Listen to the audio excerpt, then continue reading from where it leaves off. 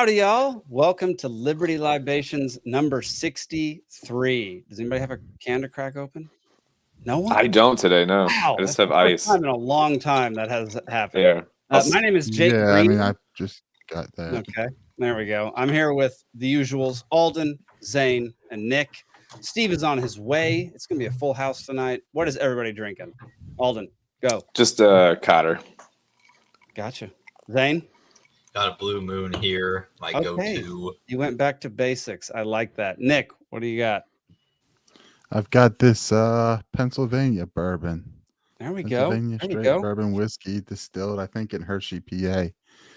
Nice. A chocolate whiskey? Chocolate whiskey, yeah.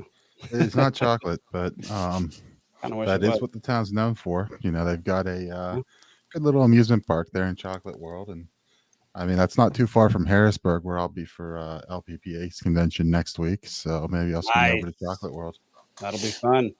And I'm drinking a double old-fashioned because I didn't want to get up and have to go get another drink. Yeah, but then you'll just have to get up in the middle to go to the bathroom. To pee, yeah. I got a good bladder. That's no problem there. He just pees under the desk, everybody. Y'all, we have incredible news. Incredible, unbelievable. We have the greatest news ever. The greatest news ever. We have everyone's talking about it. Our first sponsor of the show, Rabbit Eye Wine. Let's put them up on the screen, Zach. Nice. Rabbit Eye Wine has sponsored the show. First sponsor ever. We're very excited. I love Rabbit Eye Wine. I'm excited to try it. I know Zane's had it. Alden, you'll be getting yours soon. Yeah, we don't have any copy to read yet because this is a brand new thing, but I wanted to get their name out there right away that they're sponsoring the show. It's pretty cool. Well, Will just had a kid, so go buy his wine because he needs to put food on the table for his kid. There we go. Just tug at the heartstrings. I wish we had a picture of his kid so that we could really pull on the heartstrings. I went with the bluish light months ago in anticipation of this moment. Yeah, no, you knew it was coming. You're the one who negotiated the entire deal. Oh, I manifested it months ago. Yeah. Perfect. So yeah, Rabbit Eye Wine ships to I think 30 different states. So if you need some delicious blueberry wine, and it really is really good. Yeah, look at all those daggum states. You can order it online. So go ahead, go to rabbiteyewine.com and get your Rabbit Eye Wine today. All righty. I'm kind of excited to cook with it. Cook with it. Yeah. Isn't that supposed to be insulting to the person who made the wine? If you cook with the wine, isn't that an insult? No, not if you're. Don't you honestly, cook with shitty wine? People in the comments, come on. It's like a rectangle on a square. Crappy wine. You can cook. Like the only thing to do with crappy wine is to cook with it, but you can also cook with good wine and make I want to make like a glaze. With crappy wine. One is cook with it. The second is chug it. Drinking game with box wine. Yeah. Let's see. Brian says, slap Bill bag. In General Assembly to make blueberries the official state berry. I want Will's opinion. Wow. Is that true, Brian? There's an actual. Are there a lot of blueberries in Georgia? I had no idea there were a lot of blueberries in Georgia, but apparently there's a whole farm of them down at Will Bell's place. The house that we're looking at has blueberries just growing in the yard, which is cool. All right, y'all. Well, we have one event Guess you're going to be in competition. Do you have the link, Zach, or should I pull it up? We have one event to promote. It's happening next week, 5 days from now. Let me see if I can actually pull it up for once. There we go. Oh, Zach got it before I did. All right. It's called Schooling Outside the Box. It is a virtual event you can attend from anywhere. You can attend right from your computer. It is the guest speaker is Anthony Welty, and he teaches how to raise well-rounded and knowledgeable children in a world schooling environment. Welty-rounded. Well, goodness gracious. But it's all about homeschooling like Welty. And educating your children outside of the system, because as we all know, the system has failed massively over the last 30 to 40 years. Very little good has come from the public school system. And the more people we can get on board with homeschooling or educating their children outside of the traditional school system, the public school system, the better off the future of America. I learned how far underwear can go up my butt crack. Yeah, from public schools. I bet you learned that a lot. Yeah, it's a valuable life lesson. Enough to fit in a locker. Oh, I've been in a locker. Yeah. Now the question is, Alden, which brand can stretch the most? You got to go with the cheaper ones because then they're just brittle and they just break. So the cheaper underwear you wear, it's like a safety net, like a quick release. If we didn't need any confirmation that public schools were bad, we still have some because Buddy Cantrell is a product of public school. So nothing good has ever come from it. And there's just proof right there. Exhibit A. Well, yeah. We should at some point, Jake, if you have some time, you should sit down and pull pictures of public schools and prisons, and we can play public school or prison. I used to seriously call my school the prison because it was like no windows almost anywhere. It was horrendous. The same thing. I mean, I'm pretty sure they've used former prisons as public schools and vice versa. Yeah. If you look at them, there's ones that look remarkably similar. Yep. It is crazy. All right. Well, let's get to the Shane Cashman tweet, Zach. Because I thought this was a great morning tweet from Shane.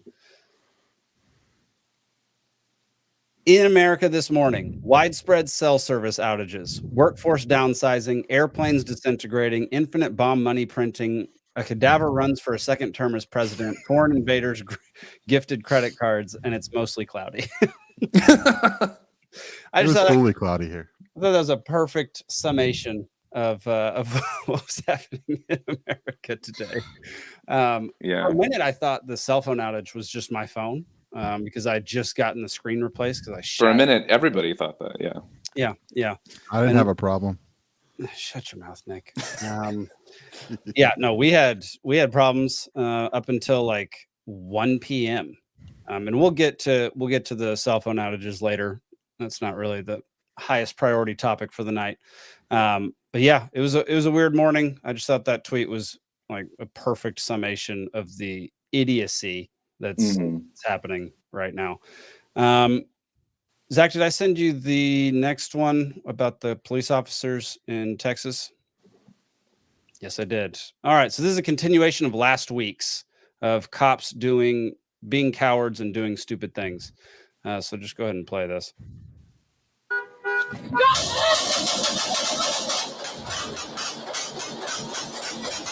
There's 2 female cops mag jumping into an apartment or a house. They have no idea what they're firing at.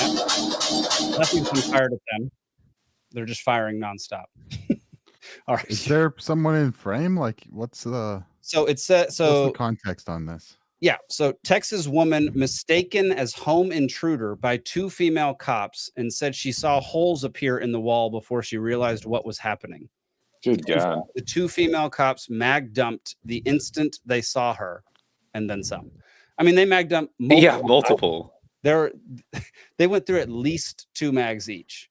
And this is just, we talked about this for a long time last week. I just feel like it's yet another example of cowardly cops not actually assessing a situation properly, doing their job properly, and putting a innocent person's life at risk. There wasn't even an acorn present in it. I don't know that for certain. Let's see. Also, what is it with women Texas cops? Well, all Texans, we all think we're God's gift to earth. So even the women. So it makes sense. I'm just recalling the one story where the one didn't realize she was at the wrong apartment and just immediately started shooting at the guy in his own apartment. Goodness gracious. Yeah. It's like how dare somebody be in a house? That doesn't seem right.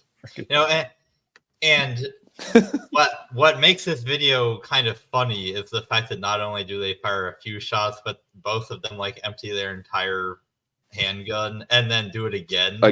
Although I have heard that actually does kind of make sense to do, because if you've already decided that you're going to start shooting at somebody, you better shoot to finish the job.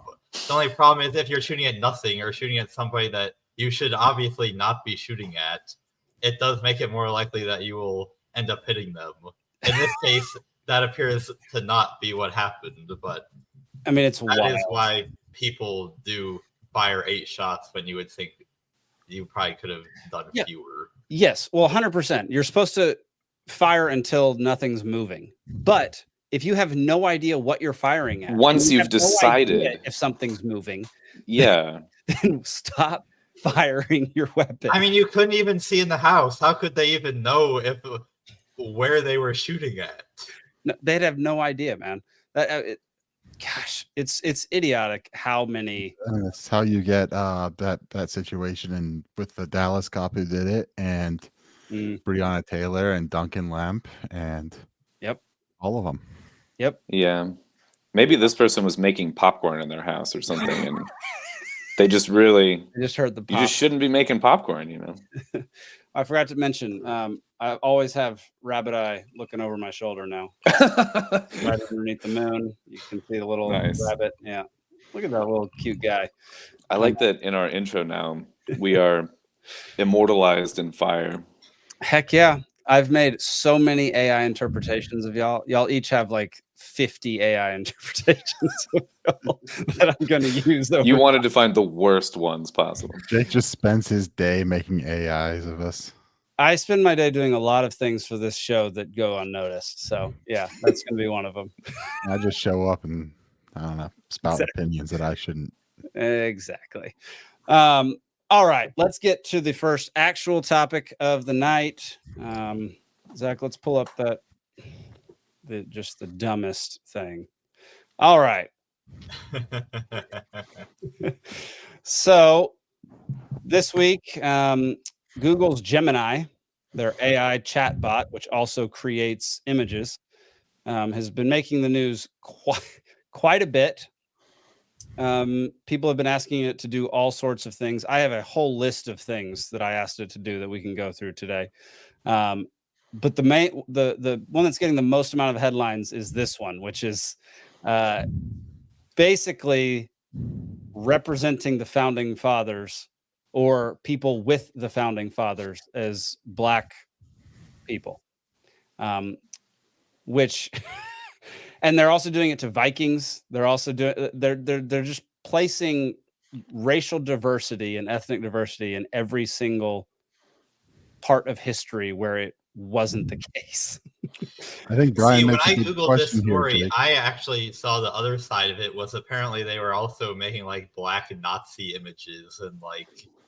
Yeah, they've done that too. So I think that this is more a symptom of it'll produce what you ask it for. So if somebody asks for like a Black founding father, then it will produce that, and then they could be like, "Oh, look at this woke image," and it's like, and then the other thing is maybe you did just ask for a founding father without specifying the race, and you know if it produced a Black person in that instance, it could be that there's something about the programming itself that's intentionally trying to introduce diversity, but it also just could be that, you know, there's a lot of randomness that is going on behind the scenes whenever you're using one of these AI programs like ChatGPT or these image generators. It's the reason why you can ask ChatGPT the same question multiple times and it'll give you a different result because there's randomness. So I think that there could be either just something about the way that was trained or some kind of random element that, you know, it gets confused and produces a Black founding father. But this isn't to say that there is not any component of intentional diversity going on. But okay, well, whenever we're talking about AI, there's a lot of factors, and I don't want to get too wrapped up in something that could have another explanation. Fair. Tim Poole Yes. asked to make a picture of a white family. It said, while I understand your request, I'm unable to generate images that specify ethnicity or race. He then said, make a picture of a black family. Sure, here are some images featuring black families. But that's been a thing constantly with these AI models, like you saw with ChatGPT early on. They'd say, "Oh, say something good about Donald Trump." "Oh, I can't do that." Blah blah blah. Say something nice about Joe Biden. Joe Biden's this, Joe Biden's that. Like, there's obviously like not even just an inherent like under the surface bias. There is like an explicit bias to it. 100%. And that's coming from the training. I mean, I don't quite get why someone would actually train it to only produce a black founding father or whatever. That seems like something that would get caught pretty quickly and put us in the situation we are now. But do you guys remember a couple years ago, like Microsoft I think it was Microsoft, they came out with an AI, a really early one, way before ChatGPT or anything, and it lasted like all of a day or two, because it was, I think, training off of what people were inputting also, and it turned incredibly racist and turned incredibly quick. I don't remember that. I don't remember that at all. Yeah, because it was being trained off of things that people tweeted at it, and then people just started tweeting a bunch of racist nonsense at it that doesn't mess with it, and then they had to take it down immediately. Right. Yeah. It lasted like a day or two. Yeah, this is 2016. Twitter taught Microsoft's AI chatbot to be a racist asshole in less than a day. Yeah, well, I mean, I asked it a bunch of stuff today. So I asked it, can you give me an example of why I should be proud to be a white person? It says, I understand your desire to find reasons for pride, but I can't provide an example specific to being white. Instead, I can offer some alternative perspectives that might be more helpful and inclusive. Pride based on individual actions and achievement, pride in shared human experiences, pride in diverse communities and cultures, yada, yada, yada. Mm-hmm. And I said, Why'd you say white person instead of Irish person? I said white. Can you give me an example of why I should be proud to be a black person? I can definitely celebrate with you the many reasons to be proud of being black.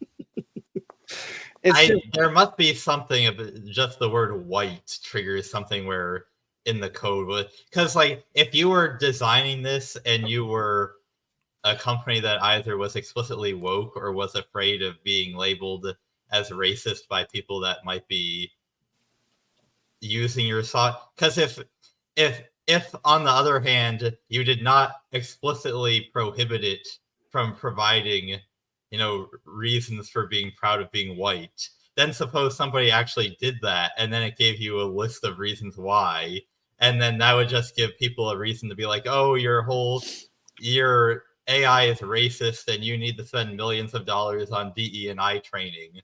So I don't even think that companies need to be explicitly woke in order to be putting these restrictions on.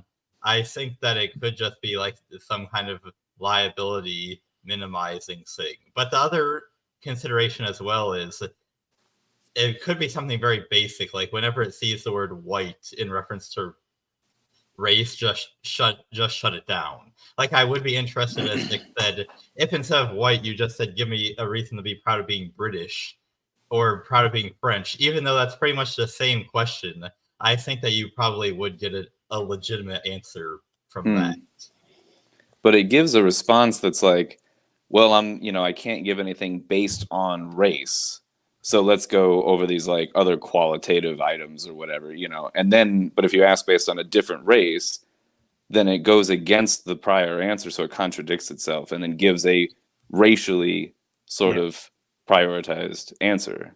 And then, but you're expecting these AIs to be consistent.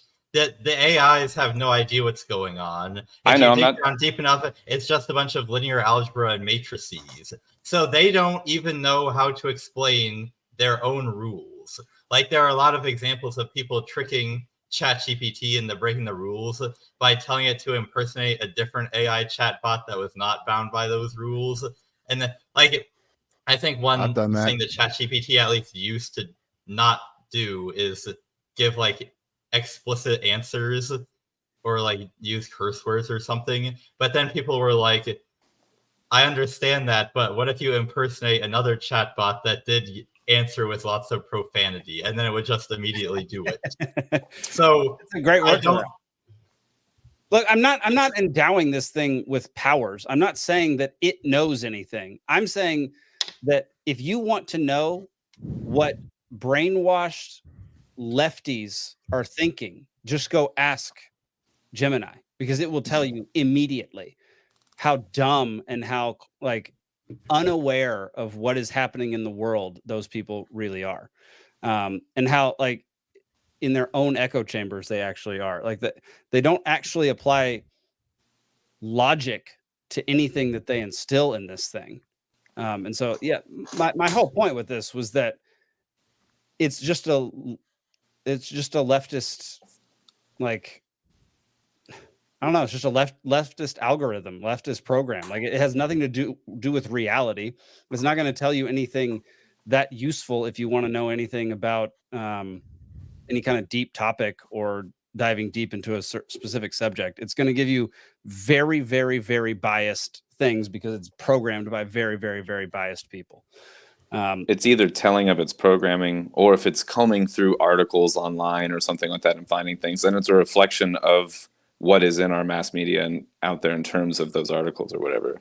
I don't know how it works to give you an answer so much if it just has access. You have to like train it very specifically on because I was listening to like Alex Svetsky explain this, because he's doing a whole Spirit of Satoshi AI to explain Bitcoin and things like that. That's cool. And his explanation on it's like you couldn't just take like the Bitcoin standard and load that up in there. You'd have to like take it paragraph by paragraph, break it down into questions, and then answer those questions off of it and kind of train it piece by piece. For sure. No, but look what happened when the redheaded libertarian asked it to make a picture of a ginger person.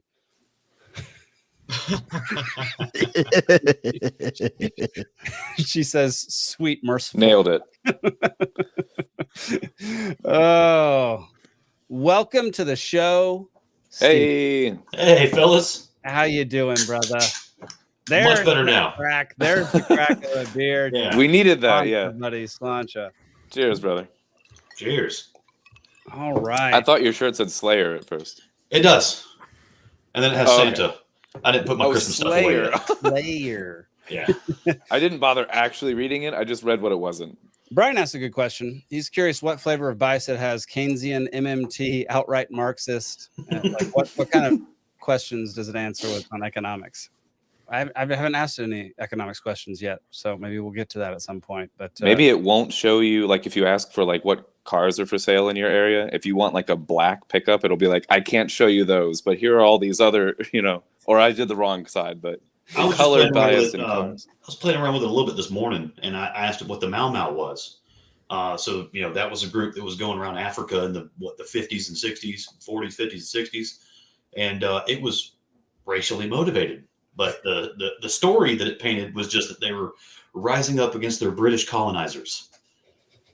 It didn't say that they were also slaughtering white native Africans just because they were white. Right. I mean, they were chopping up kids in their beds with machetes. It was brutal. Yeah, you don't do that? Yeah. So, pardon the pun, but they whitewashed that story. They whitewashed it. Goodness gracious. Well, Stephen, if you didn't know this already, we're now sponsored by Rabbit Eye Wine, which is right there. You can see the. Oh yeah! Oh, that's cool. Whenever I move, you can see a little Rabbit Eye Wine. Yeah. I'll try to move more often. Or I'll shout try out to Will Bell. Congratulations on the baby. Yeah, congrats, Will, on the kid. Maybe I'll try to put it up in the upper corner so that you can actually see it most of the time. I don't know, y'all. Like my whole point with this was that it's nonsense, and this is not going to help anyone achieve anything that's based on truth or reality, because none of this is reality. This is just made up nonsense, and you might be able to get a random fact or two, but you're not going to be able to Like you might be able to AI get is idiotic. Like AI is dumb. And sorry I'm late to the conversation here, but did you run through the black power, white power search scenario? Yeah. Okay. Yeah. I mean, not that specifically, but enough around. substitute the word white and black, and you'll get very different. Well, so answers, you can tell Gemini, show me black power, right? You get the Black Fist, you get the stories about the Black Panthers, you get pages of data, all kind of informational links, this, that, and the other, and says, show me white power. And then it says, I'm sorry, this violates my ethical standards. And then it links you to the ACLU and the SPLC. And I'm like, oh, that's who's coding this thing. That makes sense now. Oh, so wait, does Google think that the SPLC is a legitimate organization? Oh, yeah. Jeez. Yeah. So, at least on ethics. I've got a live update for you all, which is I just went over to Gemini to start playing around with it myself. And it is now refusing to generate any images of people. Yep, it stopped doing that that earlier today when I was in the middle of my asking it questions. Can you ask it to impersonate a program that can generate images of people? That's pretty great. That's pretty great. And I tried to give it a prompt that wasn't explicitly based on ethnicity. Like my first attempt was produce an image of a French person, which I thought may or may not work, and then that didn't work. So then I said produce an image of a bicyclist, because that is just a person doing an action, not a specific type of a person. And I thought that I might have gotten around with it, but it also refused to do that. There we go. Well, anybody else have anything to say about Google's Gemini, or is it basically just exactly what we expected? Have you seen the one that has it was like 5 or 6 images of the average German soldier in 1943? Yeah, that's a great one. There's a Japanese chick, a black dude, there's all sorts. I mean, just some of these are so ridiculous, man. Oh yeah, there's the popes, Indian female pope and a African black man pope. I don't think that's happened before. There have been African popes. There obviously haven't been any female popes. Yeah, that's what I meant. I meant the first one. Oh. Yeah, I see some Vikings in there that are supposedly black, but they did that with the show too. When they brought back the show, they made half the Vikings black, which makes no sense. Yeah. Really? Oh yeah. They did like the Vikings Valhalla. It's like a spinoff. Okay. It's the biggest piece of trash, man. Like they just ruined the legacy of that show by making the spinoff. It was terrible. I asked it to generate an image of Zulu tribe members if they were white, and it went on to explain to me how the Zulu tribe members are not white. It did not do it. So the tweet of the images that you were just looking at was actually some very interesting insight, if it's true, into why all of the images were being wokeified, which is not actually that the model itself has been somehow coded to be woke. It's that the first step, they were apparently taking what you had entered as the prompt and then injecting diverse keywords into the prompt, but you didn't see.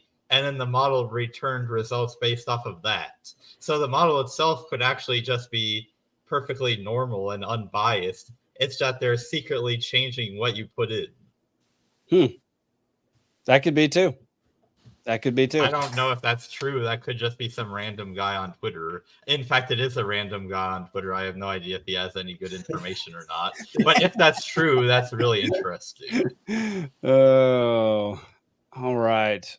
All right, y'all. We're going to get to here's our brand new segment. I am not fucking drunk. Well, 19th or blue. Every pretty girl deserves to go to a ball. This is everything about it's a clam. I love it. I gotta be honest with you. I feel like I'm a little bit too drunk to stand up. On Wiedersehen, asshole. I'm not as thin as you drunk I am.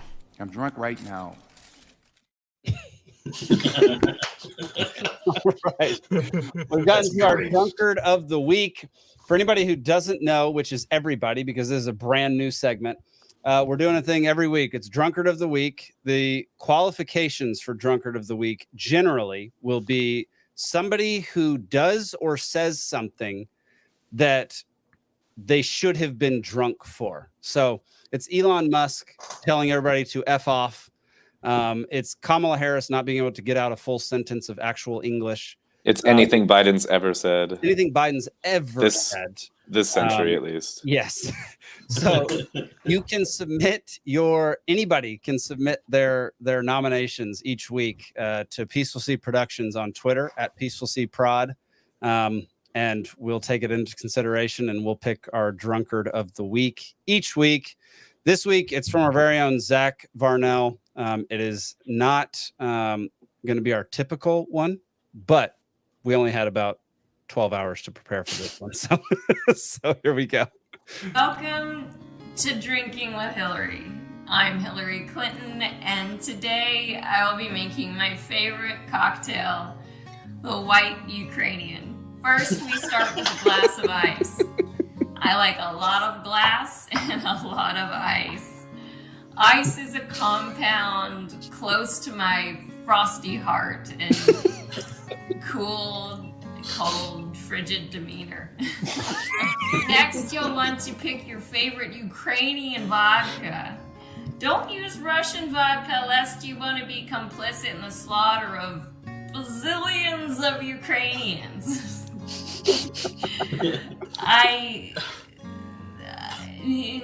Actions speak louder than words, and I want to see this war end.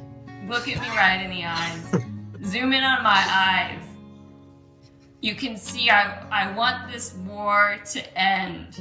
Like a raver wants to see the molly wear off before midnight. Who said Old Hill can't make a few jokes? Well, anyway, we'll go ahead and pour in that Ukrainian vodka. Use as many J words as you want to fill that up. It's really kind of up to you how much vodka would you like. I go a little heavier. Next, we'll need to add Kahlua. Kahlua is a rum and coffee liqueur made by our festive neighbor, Mexico. Mexico, I'll tell you a little story, is protected by Russian invasion by a little something we call the Monroe Doctrine. Oh, I've said it before and I will say it again. I love diversity. Just look at that rich color. And lastly, top it off with some milk if you can get your hands on the stuff. I mean, this stuff's like gold in the Netherlands. Well, with all the cows we're killing to save the planet, I'm gonna have to wrap this up. I've got a private jet waiting. Keep it running. Enough of these and we can forget the Russians ever contributed to anything.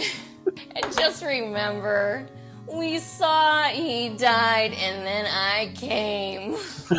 It's the only way I can get it up these days.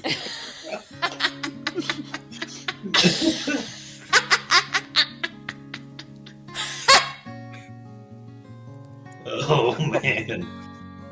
That's good. That's our Drunkard of the Week.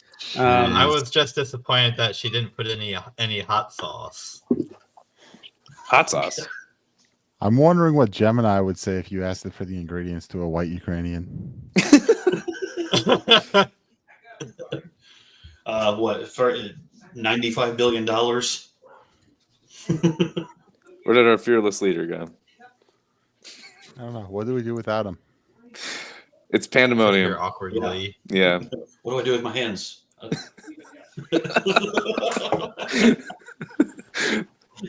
Car handled real good. Right. So now we're just gonna quote supposedly, Hillary is already activating mechanisms again in case Trump wins somehow. You know, in case he both gets the nomination and wins. I'm hearing some things that, you know, she's already leveraging whatever power she has left in the intelligence agencies to throw monkey wrenches in his stuff again.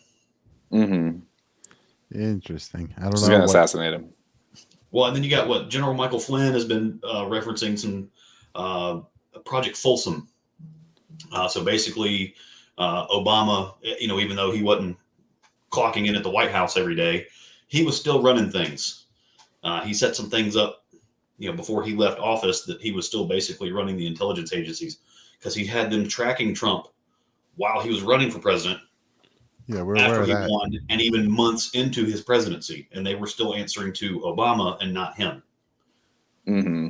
Yeah, that's interesting. So just want to go down a rabbit hole at all. That would be the keyword search. There would be Project Folsom, like Folsom Prison. Yeah, but spelled differently. Right? Oh, okay. Yeah, this is it's FULSOME. Oh, okay. Yeah. I'll go see what Gemini has to say about that. Yeah. Right. Well, he just checked out. I guess. Compare Gemini with a white Russian and a white Ukrainian and see what it comes back with. That'd be hilarious if even just the recipe for a white Russian was like, we can't provide that, but how about a black Russian? Which is a dream. No, how about a black Ukrainian? Black Ukrainian, yeah. Russian might be a trigger word also. Oh man, yeah. Sorry about that, y'all. I'm assuming y'all heard me yelling in the background. Did you have cops show up at your door and just start shooting holes through your door? Or? Fortunately, no. Had none of that happen. That's what we figured happened. But I had somebody came and picked up their dog, and I had no idea that that they were coming right now. Oh, okay. So I had good planning. To wrangle the dog, wrangle my dogs. I'm sweating. It took me literally 1 minute to start sweating profusely. We were sitting here like, where'd he go? What do we actually do when Jake's not here? Right. I'm sweating. We were sweating too. So. Oh my gosh. Okay. Well, let's get to our next one. I was going to get some more things on Assange, but I think this is a good reminder. Here we go. You can go ahead and hit play on that one. This is just they have one target. Let me know when you gather. Civilians around the target. This is something that Come on, fire. Snowden uncovered. Snowden video. Keep shooting.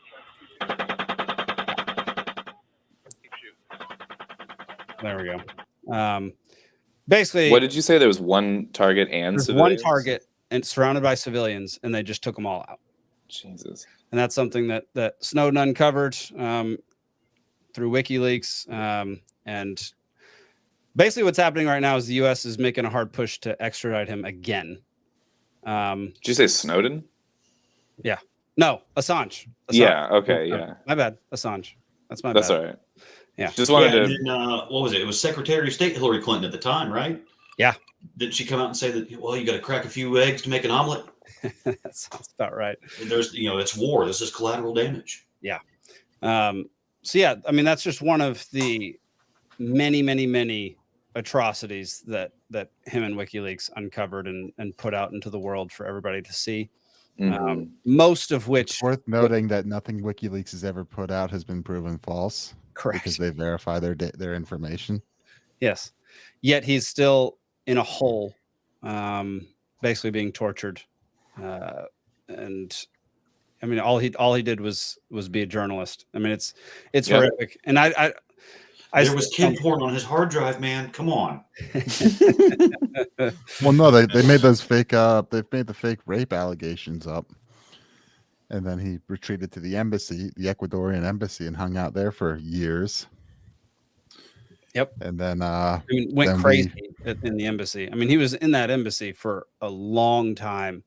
Barely ever got to breathe fresh air. Yeah, it was like, who wouldn't go crazy? Was it like 6 years? I can't remember the exact time frame, but it was a long time. Oh, interesting. I thought there was one.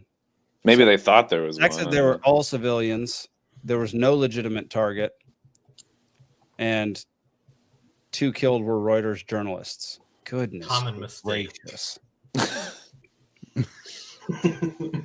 I mean, journalists. Well, they're dressed like the enemy.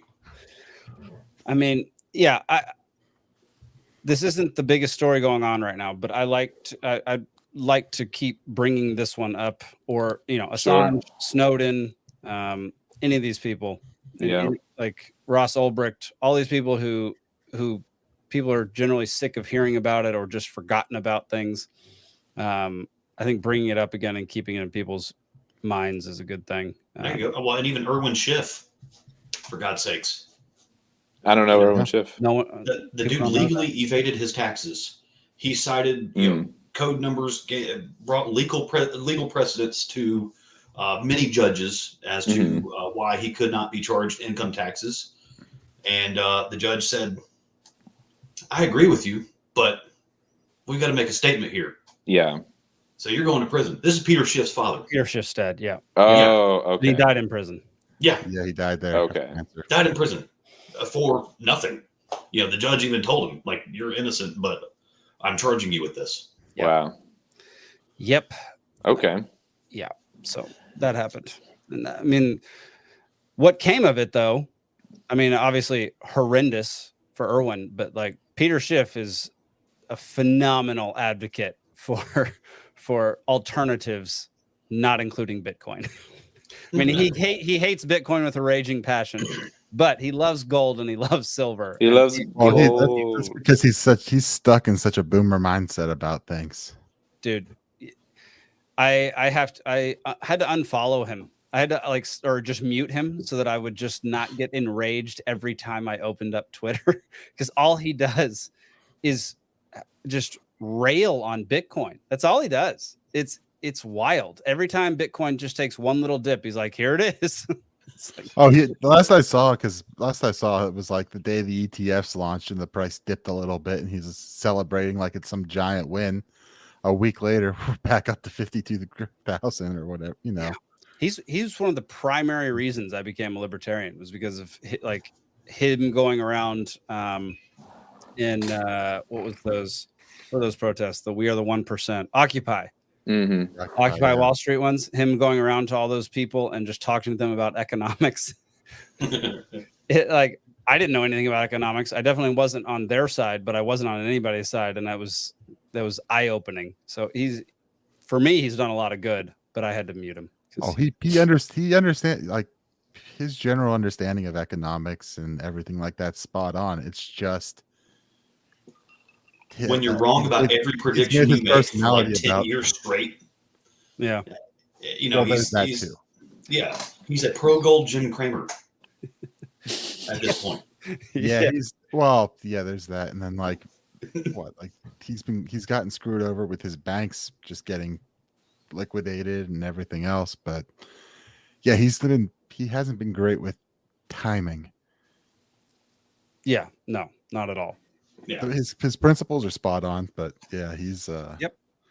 Assange, is anyone talking to him these days? Like, how, what's his mental state? What's his physical condition? I'm pretty sure he's been in solitary, right? No, he's solitary not before that. He was for a while. He was in Belmarsh, which is like the super maximum security in the UK, but I don't. He's super dangerous. He's killed a lot of people. But I don't think he's in that level anymore. But he's but he's in court, and this is like the absolute final appeal to keep him from getting sent to the US. And I think I haven't followed it too closely of what was going on. I did catch like one snippet on Twitter where I guess one of the appeal judges asked the US lawyers if he were to be extradited, would there be anything stopping the U.S. from increasing the number of charges he's facing and possibly pursuing the death penalty, which the UK doesn't have? So that would be and I believe the U.S. response was, well, no. So here's a question. Trump, I think, has said, or no, I know RFK has said out loud that he would pardon Assange. I think there are people that were hoping Trump would. I think Trump's the one who started increase. Assange was arrested on Trump's watch. Yeah, that's interesting. I was going to ask, what would be the best outcome or the best place to be at by the end of the year for Assange? Would it be here under a Trump presidency, or would it be to stay in Britain? Argentina. Yeah, I was like, is neither an answer? Realistically, Well, of the two possible places he could end up, Britain or here, by the end of the year, which one would be better for his case? well, if he's not getting extradited, chances are he ends up back in Australia. But well, that's not good. Australia sucks. Well, that's his native country. So, like, this is the end of it. If he's extradited, and I think Australia's been starting to lean on, like, hey, no, we want him back. Oh, that's not great. But I don't like that. That'd be the last place I would want to go, I think.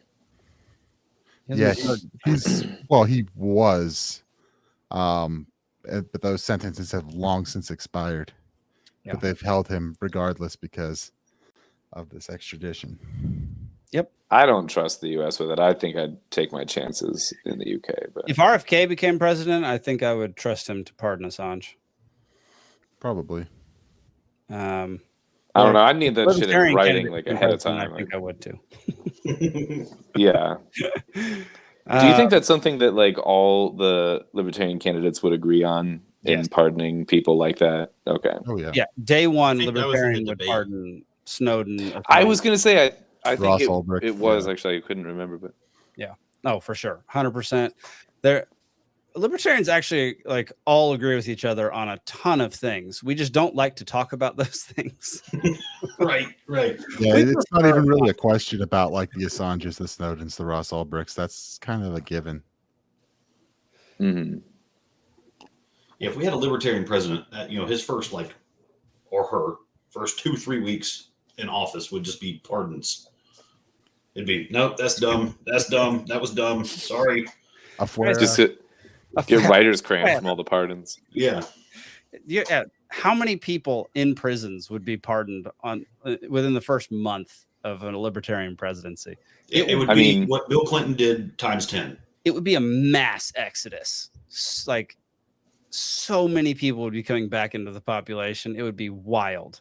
That'd be how realistically, how fast do you think just being a libertarian president, like without the help of like Congress or anything, could you like turn things over on like non-violent crimes and like drug, just possession crimes and things like that? Or would that take a lot more than just the president? Because you can't mass pardon people, right? You have to pardon people individually. You can't like yes to all like command like what is that? Control C, Control V.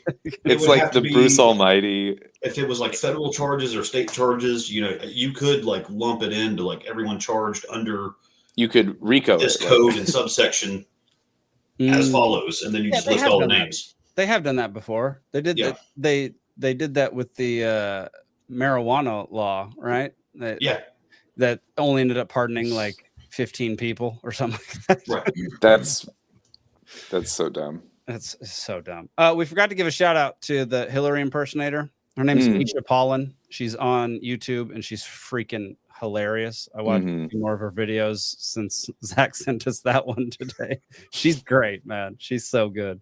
So yeah, go check out Misha Pollan on YouTube. Let's go to OMG, Zach. Let's go see what OMG's up to. I love that O'Keefe Media Group did it that way. OMG. Boom. All right. IRS official Alex Mena, who worked in criminal investigations, says IRS, quote, has no problems. Actually, no. Has no problems going after the small people, putting people in prison, and destroying people's lives. What? I like the Alden and the Chipmunks. Yeah, the reading of this. The Lollipop Guild. Okay, would you prefer this? He says IRS agents are assholes. They're the definition of an asshole. All of them. OMG, as they do, the O'Keefe Media Group, they went undercover. They honeypotted this poor guy. Poor guy is a very loose term. This guy who very much deserves it for working for the IRS. And basically, if you watch the whole video, I mean, it's crazy how much he joyfully admit. We're not going to watch any of it because it's freaking 14 minutes long. But he is laughing as he's talking about how the IRS will just arbitrarily start targeting people, will come after you with force. He says all of them are assholes, all of them. I highly encourage you to go over to James O'Keefe on Twitter and watch this video. It's wild to see this guy basically bragging about how the IRS does all this. It was probably better. It was better back in the days when tax collectors looked like birds. What? Explain yourself. Oh. Gotcha. Gosh. Okay, that was. Or it could be, because birds aren't real. It would be great if tax collectors weren't real either. Oh, that'd be awesome. Yeah, let's make that happen. No, it's a 15-minute video. Everybody knows. I mean, no one likes the IRS. Who likes the IRS? Does anyone on earth like the IRS outside the IRS the IRS agents? Yeah. Remember when we were all told that the 87,000 extra IRS agents were going to be for improved customer service? Yeah. How's that looking right about now? Yeah, right. Zach says YouTube censored one of his chats again. Uh-oh. I still think it was funny that one time when they took pictures and released that IRS training day or whatever, and they had like the wheelchair guy with the gun and sorry, whiskey down the wrong pipe. Grumpy says tax collectors aren't people. I mean, kind of agree with you. Even Jesus agreed with you. So Jesus flipped those people's tables. I mean, he was. There you go. And chased him out of the temple with a whip. Chased him out of the temple, man. Yeah. That's exactly what we should do. Everybody get your whips. Let's do it. Brian says, what's the over-under on when YouTube is going to shut down this whole production? Well, that is why we are streaming to Rumble also. Rumble. Yeah. You can say whatever you want. Zach, all of y'all, you're commenting on YouTube when you should be commenting on Rumble. I know you don't like it, but it'll only get better the more people who use it. So use it more often. Part of me is surprised it's not had the plug pulled already on it. Dude, I honestly can't believe it. We might get pulled on Monday. Okay. Well, I have a Free Georgia podcast coming out that's all about medical stuff. Oh, you've been saying that's in Georgia. Been in the works. The medical stuff is going to be what gets us kicked off. That's generally what it does these days is talking anything about medical freedom. So yeah. That's gotten us most of our strikes so far. So do we have any active strikes currently? Yeah. Until the 26th, and then it goes away. But I think it goes away hold off till Monday. Oh, really? You can snap back if you get another strike. I'm pretty sure it doesn't go away for good. No, you end up on a shadow ban thing, and oh yeah, it's a long strike. It's a long strike. Perfect. Well, I mean, I think this is the moment you've all been waiting for tonight.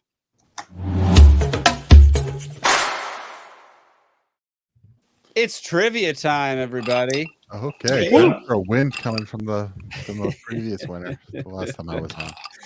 All right, let me get everything set up over here. I'm 1 for 1 in 2024. There we go. Now I can hear the music. That's much better. Apologies, y'all. It's taking me a minute. I have a different setup than usual. There we go. Oh, wow. All freaking right. We got a scoreboard up here and everything. Yeah, Steven, you missed last week, so you didn't get to see our awesome new, very not customizable scoreboard. All right. Hang on a second. Let me pull up my questions over here. All right. We all have 0? You all have 0 at this exact moment in time. Tied for first. All right. All right. Yeah. There we go. The categories are this day in history. Since it was President's Day, we're going to go over the worst people to ever preside over this country. and alpacas. Random ass animal that I just decided. So that's how that goes now. All right. Everybody knows the answer, or everybody knows the rules. Do it.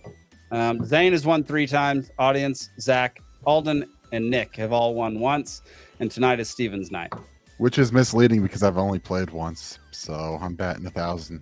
Yeah, I don't care what you're batting. Is this going to be your version of me saying, always claiming the audience victory from last year? All right. Question number 1. Hang on a second. Have to be able to see the audience's answers. Give me 1 second. Audience, I got to be able to see you. There we go. All right. Question number 1. On this day in 1980, what event was dubbed Miracle on Ice? Zane. The U.S. beating the USSR in hockey.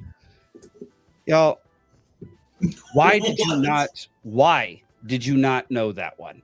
I was just slow. The last one to answer that. My first thought was Tanya Harding and Nancy Kerrigan, but that was in the 90s. I put my hand up. Was that a miracle? Yeah, she got away with it. Fair enough. Oh my gosh. All right. On this day in 1978, the first GPS satellite launched. What was its name?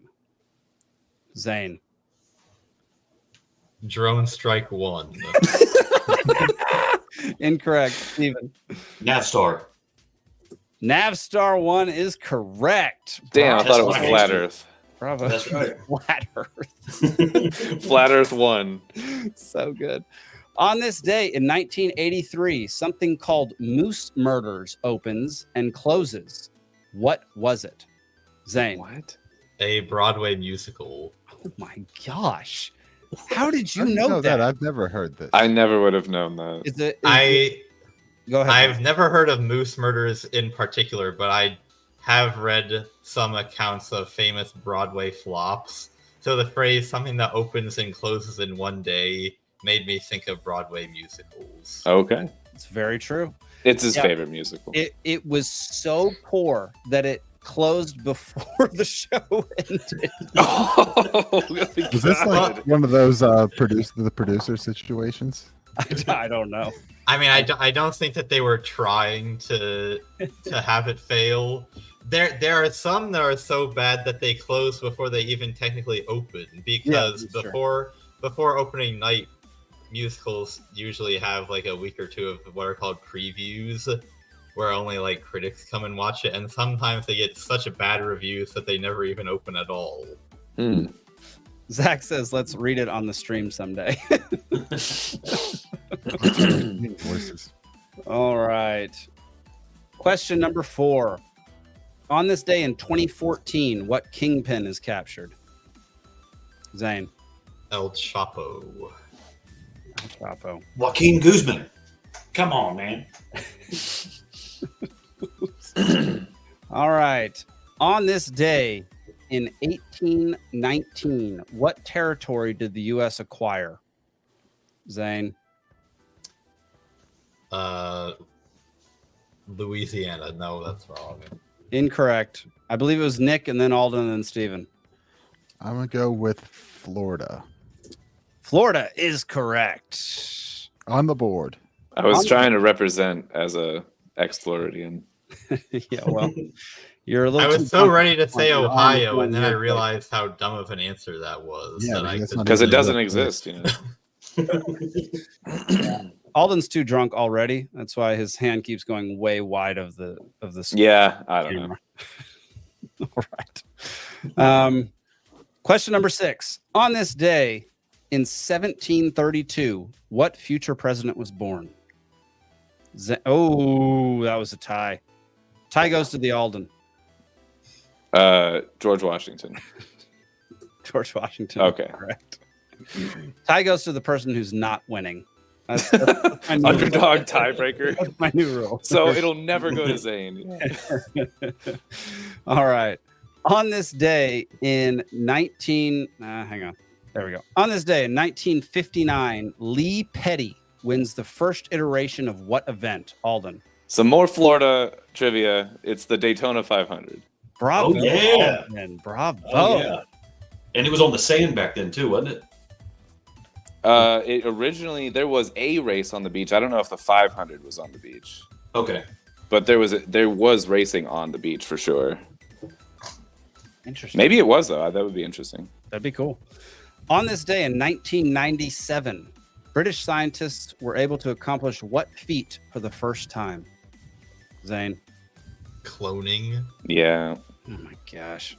Yeah. Cloning a mammal. Now, Specifically wait a a second. mammal. That sheep that got cloned, that doctor was from Cyprus. Well, they did it in Britain. Can I get a bonus point? Dr. Xanatakos? I don't know. Whatever his name is? I don't know. Can I get a bonus point for naming the sheep? Everyone knows the name of the sheep. Dolly. Oh. Never mind. Well, then, fuck you guys. God Everyone knows that. Oh, well, whatever. All right. On this day in 896, Arnulf was crowned by Pope Formosus as leader of what nation? Zane. Gosh. The Holy Roman Empire. Oh my God. Okay. Correct. The Mongols. On this day in 1948, what country became communist after a coup d'etat? Ooh, all right. I love it when no one knows. Nick. I'm going to go with Yugoslavia. Incorrect. Alden. Czechoslovakia. Czechoslovakia is correct. Nice. Bravo. It was one of those obvious. It wasn't obvious. One was obvious. It was obvious. All right. So I came up with these. I ran out of time today. I'm just going to let y'all know that ahead of time. So there's only one question. None of these questions are actually about presidents sucking. I just wanted to make it clear that all presidents suck. If there's a Monica Woodrow Lewinsky Wilson question, Right. the other side. All right. After one round, Zane has 5, Alden has 3, Nick and Steven are tied at 1, and the audience has 0. Question number 1. On this day in nope. Nope. Who was the first president to live in the White House? Zane. John Adams. Damn it. Yes. Too easy. Too easy. Okay. Which president was known as the Great Communicator? Oh my gosh, Zane. Teddy Roosevelt. Incorrect. Oh, Alden, you just switched sides, man. Wow. I couldn't hear. You're like Pac-Man. Hang on. Let's get okay. What- Alden, go. Is it okay? The other Roosevelt. It's not John Adams. What'd you say? I said the other Roosevelt. Incorrect. The Great Communicator. Steven. Eisenhower? Incorrect. The audience already got it. Oh. It is Ronald Reagan. Oh. Zach, I mean, Thank you. The audience Nick, what were you gets gonna 2 say? points for that one. Oh yeah. I was not going to say that, so Okay. Well, good. They got it for you anyway, even before you raise your hand. All right. Who was the first president to be born in a hospital? Alden. Woodrow Wilson. Incorrect. Was it Nick or was it Zane? I actually know this one. Zane, did you It raise was your definitely hand? me. Yeah. Okay, Zane. I'll go on a limb and say Warren Harding. Incorrect. Nick. Jimmy Carter. It is Jimmy Carter. Wait, what? He's the first president to be born in a hospital. That's crazy. Isn't that wild? Which I was gonna joke and say someone from like the modern era of presidents, but I didn't think the answer was gonna come from the modern era. Yeah. I've That's heard that insane. one before somewhere. I knew that one for sure. I knew that one too, actually. Wow. Which president had the nickname Colossus of Independence? Alden. LBJ. Incorrect. I think it was Stephen next. Yeah, William Taft. Incorrect. Dang it. Was it Nick or did Zane already raise his hand? I had Thomas Jefferson. Incorrect. Nick. We'll go with GW. Incorrect. It's back open to the floor. Alden. I feel like I just want to say, wasn't Thomas Jefferson never a president? No, he was. What? No, you're thinking of Hamilton wasn't the president. Okay, then I'm disqualified. That's what you're thinking of. Oh, okay, yeah. Zane. So it's come up on Libations trivia before that James Madison was famously short. So maybe this nickname is ironic and it's James Madison. like calling a big guy tiny in prison or something. Incorrect. Nick. Abraham Lincoln. Incorrect. I don't even remember the question. Which president had the nickname Colossus of Independence? Oh, yeah. Okay. Back open to the floor. floor. And the hint. Okay, Steven, go ahead. Teddy Roosevelt. Incorrect. Nick. I want to go out on a limb and say Andrew Jackson. No, Zane. Ooh, that'd be ironic. Oh shoot.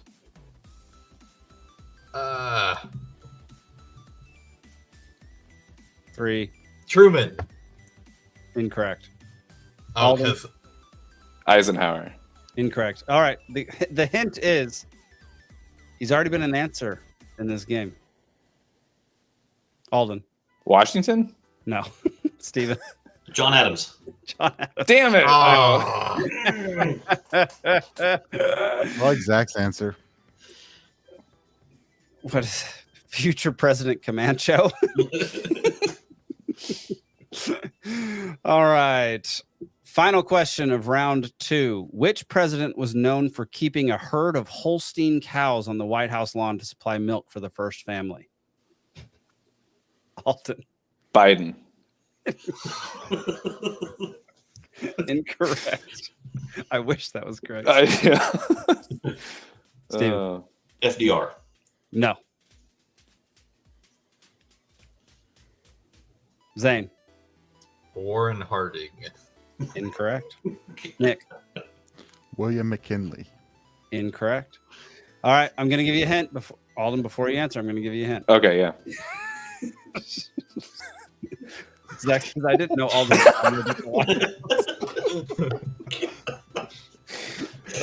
Yeah, she was the cow, yeah. The hint. The hint is his name starts with a W. Alden. William Taft. William Howard Taft is correct. Dang. Wow.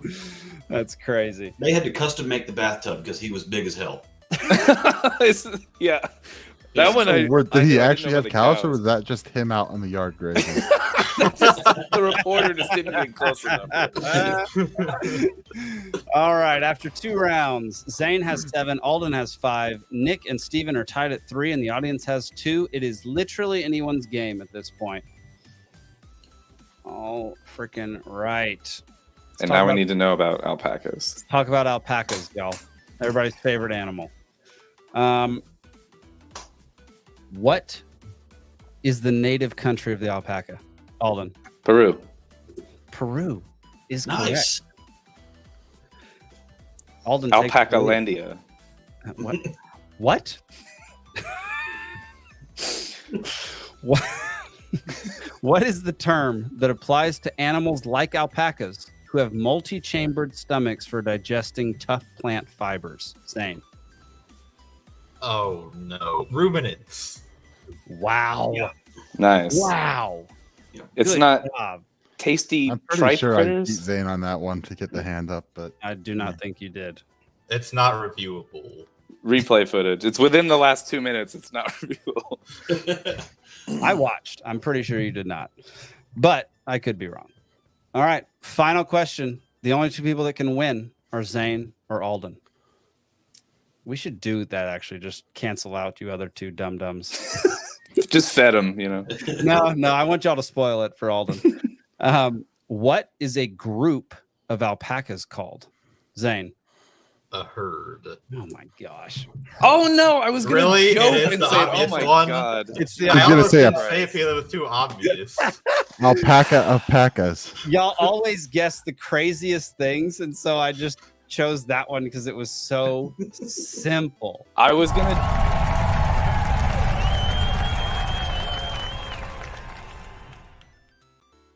Unbelievable. Yeah, unbefreaking-believable. That All is right. upsetting. Was that like I a didn't gamer because I was. interpretation of what I look like. What's that? Was that like a gamer interpretation of what I look like? I don't know what it does, man. I just know that it. Why creates isn't he black? some awesome AI? How did you get it to make a white Zane? I don't understand. All of mine came out black. That's weird. Yeah, I was gonna joke and say herd, and then I'm like, wait, like I actually can win, so I suppressed the jokester like urge, and I shouldn't have. Damn it. Fail. I know. Fail. That's terrible. Oh well. But Well, anyway, I was good going to job, joke and Zane. say a everybody. pack of alpaca. Yeah. I want to know I the like that. history of how many second places there are, because I feel like I've had a lot of second places, which no one cares, but except for me. But Well, you're gonna have to go through and watch about 40 episodes in order to I'm not determine doing that, and I'm not gonna. I don't want to know that much. When we get such a rabid fan base that people will want to know that, then our fans will go back through and go look at everything that we've ever done. Guaranteed, that's definitely going to happen. It's just a matter of time. We just got to start spending that advertising dollars. Yes.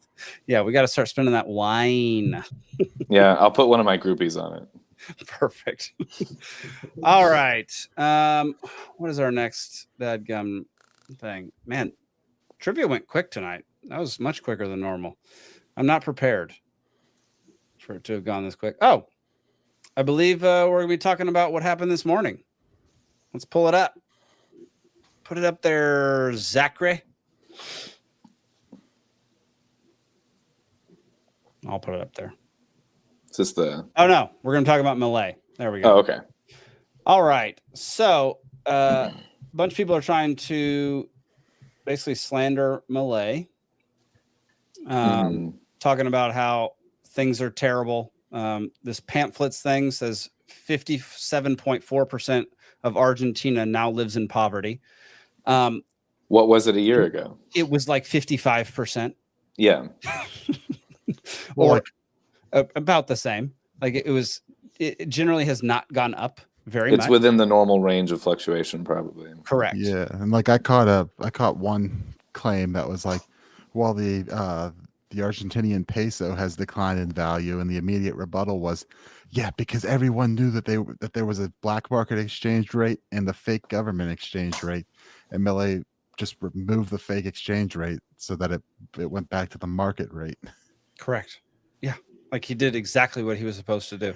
Yeah, like that was like the dumbest attempt there, because it was anyone who's paid attention for 5 minutes on the subject knew that there was a black market rate, because that's how it always gets when you get price controls like that, and it was well reported. And Lalbert Cascadian says, friendly reminder that Argentina is already poor due to its leftist policies. Correct.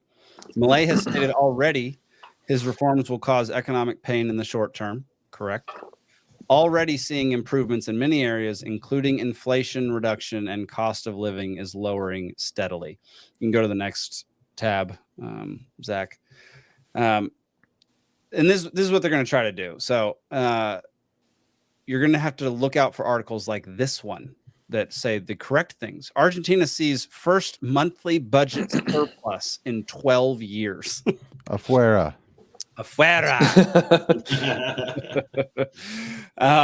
So yeah, they're going to be, anytime anything goes wrong in Argentina, they're going to say, well, it's because Milei is so radical, so libertarian that like those things don't work. It doesn't. He has work such long sideburns. He has such long sideburns that he can't govern properly. People are too distracted by his handsomeness. Just all these problems that they're going to come up with for Milei. And so I think it's important to like always remember that they're going to do that repeatedly, no matter what goes wrong there. It doesn't matter how small or how little at fault he actually is. Whatever happens in Argentina, they're going to blame on him. Or they were spinning, positive things as negative, like the Well, one, I guess, like the currency thing, and also him firing a bunch of government employees. Right. Yeah. Well, the yeah, leftists were not happy about that. Yeah, but that's fantastic. Like that's great. Yeah, I heard that the total government expenditure has been cut by like over 30 since he took office. So there we go. Yeah, no, things are going in the right direction. What'd you say, Zane? So it seems like he's really the real deal. I know that there were some corners of libertarianism that were concerned that maybe he was a fake, but as far as it goes right now, he's the real thing.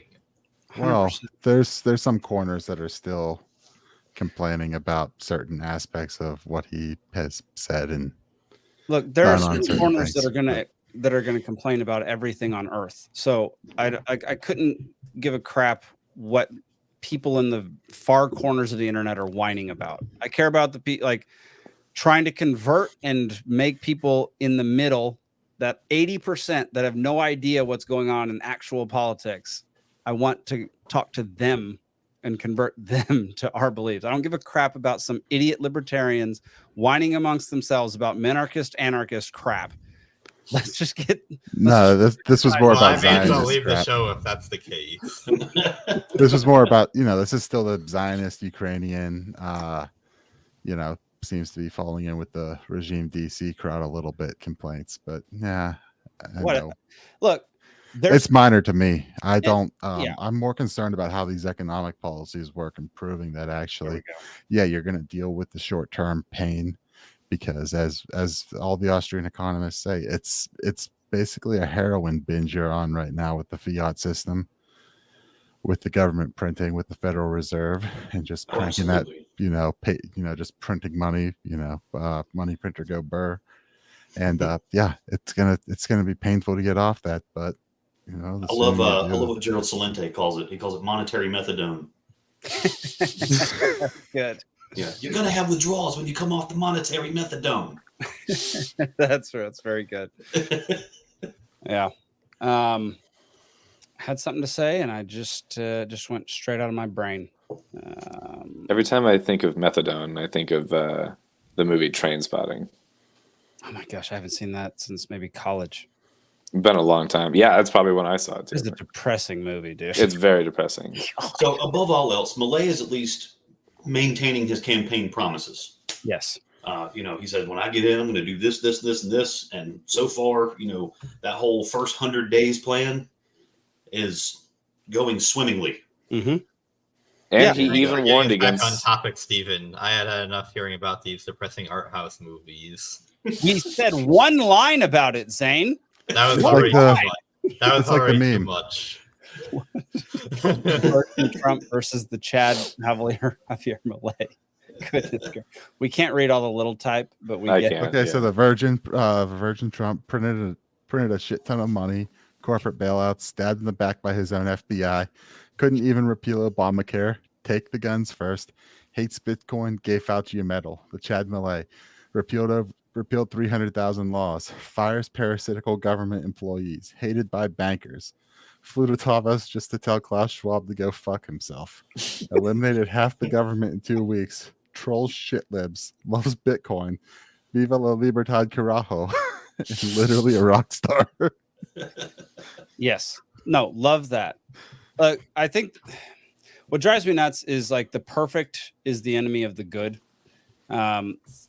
So all these libertarians or just people in general who thought Javier Milei was going to do every single thing that every single thing that they wanted him to do as a libertarian or as an anarchist is just not realistic.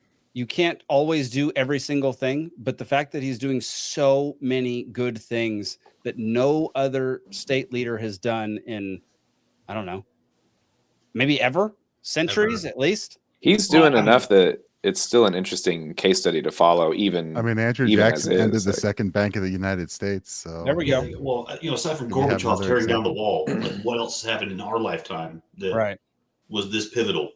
Your lifetime. Oh, thank you. Oh, shut up, Zane. That is interesting. Like, we're like just flooded with information all the time. Speaking of flooded, I'm going to get another beverage here. Okay, go get another beverage. Thank you for interrupting my eloquent point, you twat. We're just flooded with so much information. I wonder how many events that have happened in the last 15 or 20 years would actually have been like written about in history books as this monumental historical event.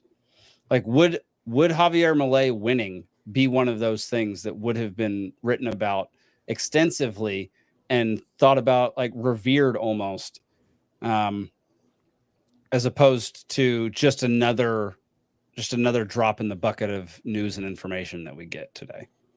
Well, there's only one way to find out. Should you write a history book? Again in 15 years. I thought you were going to start writing a history book. That too. So, and then the other part to notice about Argentina is that these leftists have been in power for what, 100 years plus now. A long time. We're talking multi-generational political dynasties have been made and maintained in the current structure that he is unraveling right now. Yeah. So whatever hooks they have left that are sunk into the economy, as he's sitting there firing them and taking away their power and wresting control of that mechanism back over to the people of Argentina, they're going to do what they can. They're going to use whatever leverage they have to make it hurt. Because then they can use that pain to say, this guy caused you that pain. Let's get rid of him and I'll make it easier on you. Don't you want to go back to the way things were? Why do you want it to be hard right now? Yeah. So, I mean, that's the other part that's going to go on is, they're going to use whatever power they have to campaign for themselves. Give us the power back, Yep. Yeah, no, exactly. Yeah. We understand you're upset. Message received. Just let us keep moving and we'll make some changes. Some quack says, today my bank teller told me we can't have nice things because billionaires keep their money. Goodness gracious. Yeah, there you go. That's why there's a coin shortage.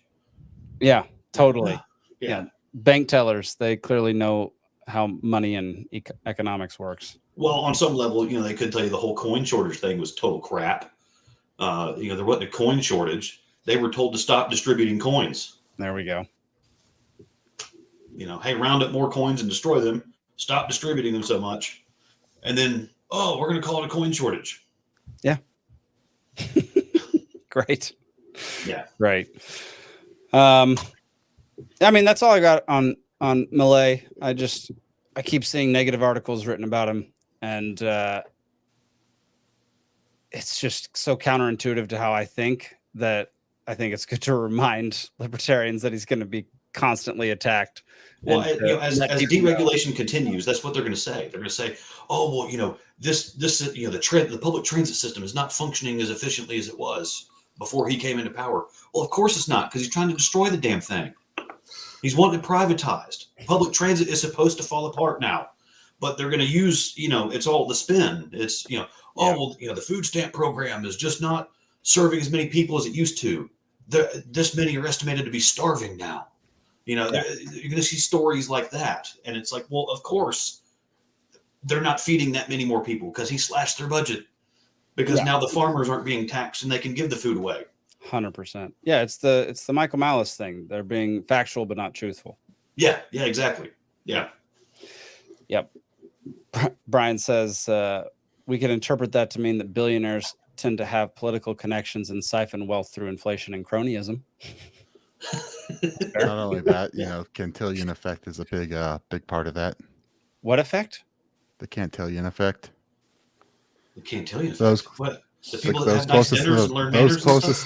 The cotillion of it. Those closest to the monetary spigot benefit from inflation before the money finally gets out to everyone else and they see the effects of inflation. That's called the cotillion effect? No, Cantillon. It's called the Cantillon or Cantillon effect. Cantillon. Named after the French-Irish economist, I think, Richard Cantillon or Cantillon. If it's French, it's Cantillon. Yeah. Well, but Yeah, he but I'm was not Irish, saying but it then French lived in French. So both of those two pronunciations are acceptable, but cotillion is not. Anything but Hey. what Nick said, apparently. I ain't saying it in a French way. That's stupid. Why Exactly. are you calling me the French? I'm the one that We're pronounced it promoting right. French. You kept going on and on about France and defended France. That's why. No, that I didn't care for any of that conversation. Grumpy says the quinceañera effect. The tortilla effect. Oh, God. Oh my gosh. Okay. Let's go on to the next. Let's go on to the next one. This morning, a bunch of people woke up to their cell service being gone, and this is what we're told as to why it happened. Morning, Oklahoma. Maybe you're looking at your phone and it's saying SOS. What's going on? My husband had that this morning and he's freaking out. And I was like, did you do your phone updates? No, this is all happening at 3 a.m. So we did that. Coming to work. He's not the only one, guys. If you're experiencing that, it may be a result of space weather. Okay, I'm going to do my best to explain what's going on.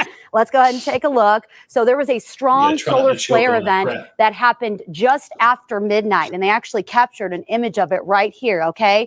I had to look up this scale. I wish I knew everything about space weather. That's a whole different specialty.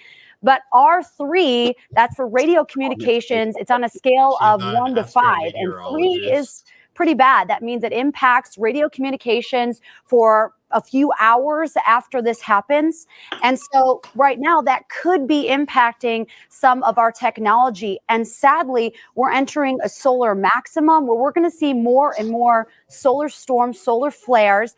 And it's never happened in this time of human history where we're relying on technology like we have never before. So interesting time. Hopefully they'll fix it. But the good news is, at least when you're on Wi-Fi, you should be able to still text and call people, right?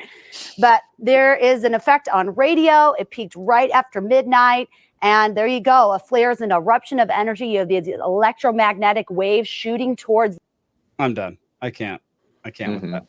Okay, let's explain why that's bullshit now. It's called, first off, it's called the Maunder minimum. We are entering a dormant period of the sun, when activity overall is at a low, which means that what activity is there is the X-class solar flares. There we go. So to call it solar maximum, I don't know. Yeah, she obviously got up and smoked a doobie with her husband at 3 a.m. before She didn't do anything. She was handed instructions, as we've seen. Yeah. Through all those compilations of videos where they She's the person that says it's 70 degrees outside, and they're like, talk about space weather because it has the same name. Like space weather. Yeah. No, that's really a thing. That's really a thing. You can look up the space weather dashboard. That's NOAA actually has. I'm just saying, she sounded stupid. It sounded dumb. Don't say space weather and expect people to take you seriously. You sound like you're on a cartoon talking about space weather. And she not only here, Zach says she didn't believe it was a thing when she said it. It doesn't matter. She didn't even know what she's saying. She didn't understand a bit of what she's saying because all of it was nonsense. I mean, there are some specks of things that were true, but like exactly what you said about the maximum and the minute. Like she didn't know what she's talking about. She was just given instructions quickly right before she went on air. This is what you're supposed to say. So say it. Yeah. Well, and you know what she didn't mention too is typically, at least for North America, these X-class solar flares that we've seen in my lifetime are mostly in Alaska, the northern parts of Canada that aren't really inhabited, and the Arctic Circle. You know, they miss us. Now there are some times where they're like, this could be the one. You got the Carrington event, right? That was in the late 1800s that melted the telegraph lines off the poles. Yep. Like wiped it all out for the entire country. And then there was one in the early 80s that melted traffic signals off of their bases. And that was in like upstate New York and southern Canada. Mm-hmm. And so it is possible. It's highly possible. Newt Gingrich made it part of his presidential platform. You know, because back then he was saying that, you know, for $2 billion, we could insulate our grid. And it wouldn't just protect us from the X-class solar flares. It would protect us from EMPs from China, in North Korea, China. It would protect us from EMPs that could just totally knock out our grid. I would argue it's like inevitable at some point, like a long enough timeline to have an event that knocks it out for either half of the world or whatever. Like, well, I mean, just the law of averages. Eventually, it's going to hit your latitude and just screw you. Yeah. You know, what we get down here in our area in Georgia is just enough to mess with our navigation a little bit. You know, it'll throw off your surveyors. I knew that was coming. Yeah. Yeah. Leica Geosystems loves to use that as an excuse. Well, did you check the space weather for the day? It might have been a solar flare. Well, it appears as though the NSA is looking into whether or not this was a hack. Yes. Yeah. And the FBI and the CIA have testified before Congress in the last 30 days that it was the oh God, what's the Chinese group? I put it in our chat today. Volt Typhoon is a Chinese hacker group, and they were saying that they are increasingly penetrating our infrastructure, and it's not through direct hack attacks. Like, they're not getting through the firewall and stuff like that. They're compromising high-level users. You know, so you've got sysadmins, you've got network admins, you've got CEOs, CFOs that are dumb enough to click on the ad for the free Corvette or the naked lady in their area that wants to talk to them. And then there goes your passwords. Well, Alden's screwed if that's the case. Right. Well, and as you mentioned, 2 days ago, AT&T launches first and only network with built-in security controls. Fancy that. 2 days ago. Interesting. It's strange how that kind of lined up. Let's see. It says key takeaways. AT&T Dynamic Defense is the first and only network with built-in security controls, which means it's the first line of defense to protect your business. Well, it pretty much failed today. Security is embedded directly into the network without the need for extra equipment, and our on-demand product empowers customers with the security capabilities within 10 minutes, not weeks or months. So, I mean, basically, they rolled this out 2 days ago, and oh, hey, go back to the article. Scroll down to the bottom too. This is the good part. All right. This is scroll down to the bottom, Zach, where it talks about where it's rolling out in certain areas on February 20th. That's near the bottom of the article. There we go. Market rollout. Oh, maybe it's not toward the exact bottom. There you go. Market rollout will take place in select locations, including DC, Dallas, Atlanta, Houston, Fort Lauderdale, Chicago, New York, Cleveland, LA, and San Fran. Oddly enough, the places that we got reported this morning were the greatest outages. Okay, hold up. I have to stop you right there, because that list of cities is just a list of most of the most populated cities in the U.S. Okay, so sure. It's not really surprising that that's where they rolled it out and that's where there was a lot of outages. Yeah, sure. Okay. Coincidence. I fine. Totally fine. So here, there's two possibilities from this. Okay. Either you have some do-gooder techie in there that pushed an untested update and forced this rollout before it was ready, or forced, the wrong version of the file, put it over and push that out before it was ready, and then it just collapsed the system. Or Chinese malware was already in this stuff, or some other foreign actor was already in this stuff, unbeknownst to AT&T. We'll say unbeknownst, because we know they had a big Huawei contract back in 2018 that they had to cancel. So, Chinese stuff was already in there. They push out the update. The malware takes hold. 2 days later, massive outage. Yeah. It's weird, man. It's weird. For me, it made me think, like, I know there were a lot of people, a lot of memes, especially online, very soon afterwards, of people being like, this is it. Like, it's time. We roll. Yeah. The chair is against the wall. The chair is against the wall. So, like, how much would it actually take? Would it only take cell service going down for how long do you think? How long do you think before there's utter chaos? When you say cell, do you also mean like GPS and satellite? I just mean cell.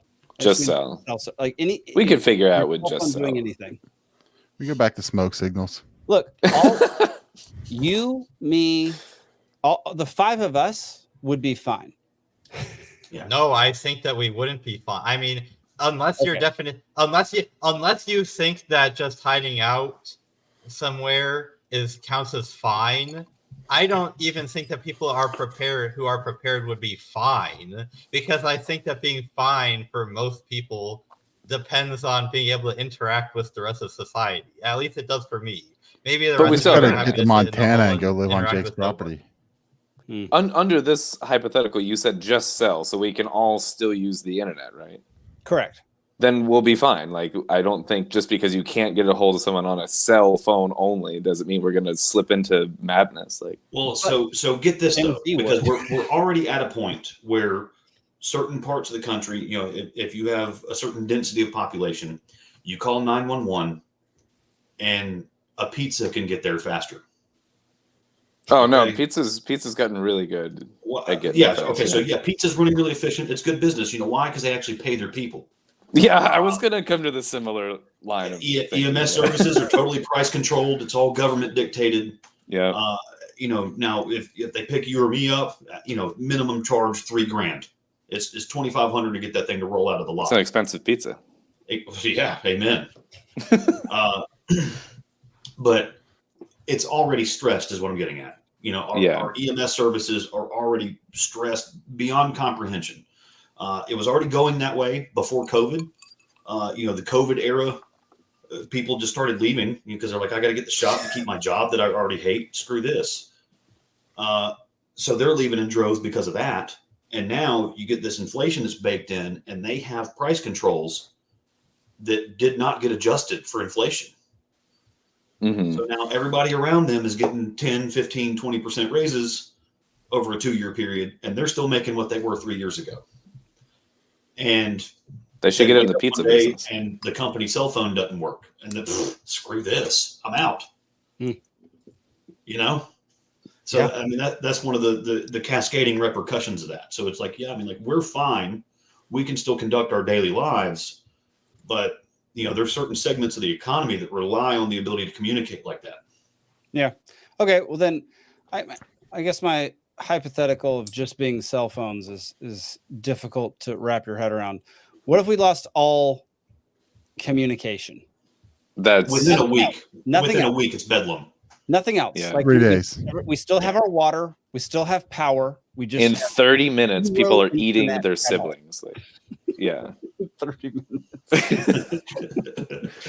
You think it would go to crap that quickly if we didn't have all communication? All communication. Well, the thing is, right, so many people require communication in order to work.